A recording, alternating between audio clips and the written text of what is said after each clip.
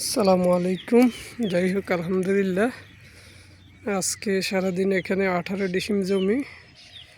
তো 12টার সময় নামছিলাম, কিছুক্ষণ বাগিনা আমার সাথে রোপণ করছে।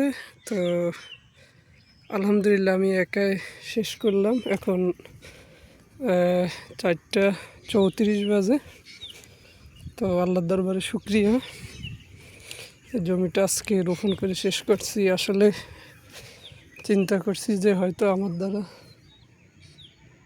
রোপণ হবে না। তো এই যে আর একটা ওই যে পাশেরটা, এইটা আমি নিজেই রোপণ করছি।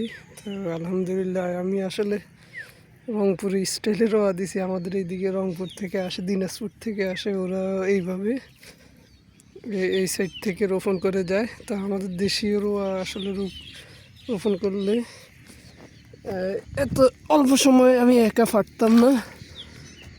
তো আমি মনে করি এই সিস্টেমে রোয়াগুলো রোপণ করলে দ্রুত রোপণ হয়। তো যাই হোক, এটা আমার অভিজ্ঞতা আছে আগে থেকে আলহামদুলিল্লাহ। তো আল্লাহর দরবার শুকরিয়া, 18 ডিসিম জমি ইনশাল্লাহ একাই রোপণ করছি আলহামদুলিল্লাহ অনেক বছর পর। তো সবাই দোয়া করবেন, আমরা ধান ক্ষেতের আপডেট দেব। এই যে আমাদের এটা 1 মাস আগের রোপণ, এটাকে তো এখনও সার দেওয়া হয় নাই। ইনশাল্লাহ আমরা এটা নিড়ানি দিয়ে সার দিয়ে দিব। তো কেমন হয়েছে আমার ধান রোপণ অবশ্যই কমেন্ট করে জানাবেন।